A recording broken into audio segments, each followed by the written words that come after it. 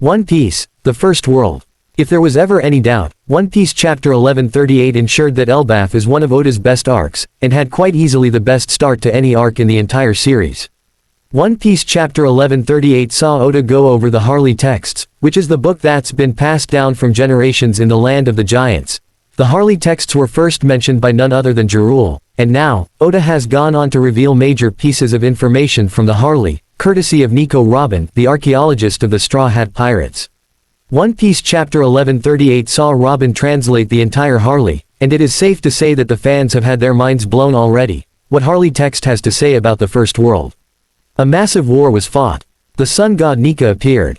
According to the Harley, in the mural drawn by the giants long ago, the three worlds of One Piece have been revealed.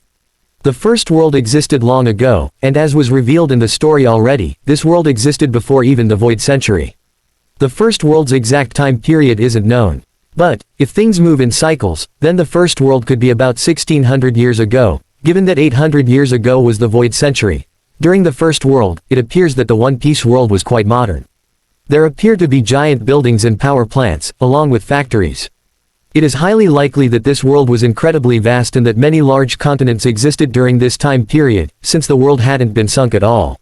Fans know that mankind existed at this point in time, given that the mural clearly showed humans working.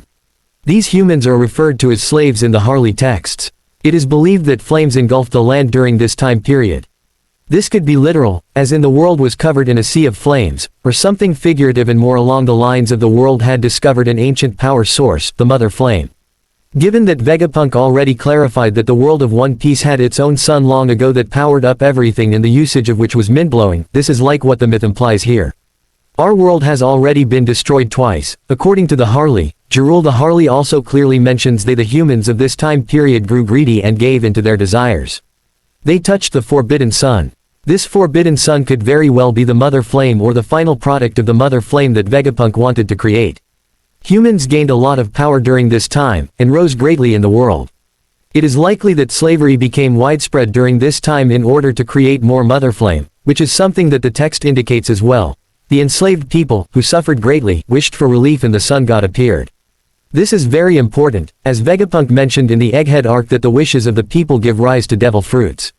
Two possibilities arise here. The first one is that the wishes of these slaves led to the creation of this devil fruit through the Forbidden Sun somehow, and then someone went on to consume this fruit. The second possibility is that the sun god actually appeared from somewhere, potentially even another celestial body, just like the winged races of the One Piece world. In one way or another, the sun god did end up appearing to free the enslaved from their misery. This is because Jirul already clarified that those in power fear sun god Nika's arrival, and clearly, it was the god of the earth who grew enraged. Who exactly the serpent being referred to as remains to be seen. But, what fans know is that this serpent has previously been mentioned by Dory and Brigitte. According to them, they can pierce anything but this serpent, something that they mentioned long ago in the Little Garden arc of the series. The destruction of the world. The One Piece world was engulfed in darkness. As the two collaborated, the likely result was the destruction of the world. It is heavily implied that Nika lost this battle and with that, couldn't prevent the world from being saved.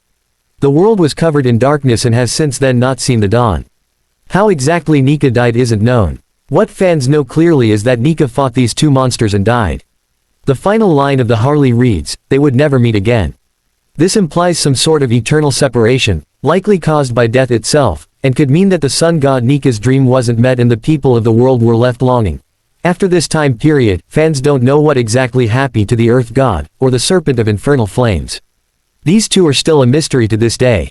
Perhaps, the earth god itself is a Mu and they remained immortal ever since, playing a massive role later down the line during the Void Century and the reappearance of Nika as well.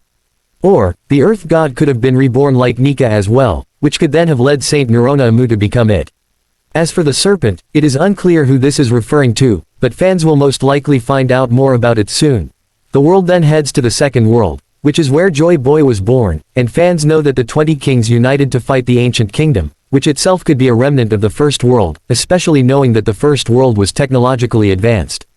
Hopefully, Oda will reveal more information about the first world soon enough, but elbaf has surely blown away minds already with its incredible lore reveals.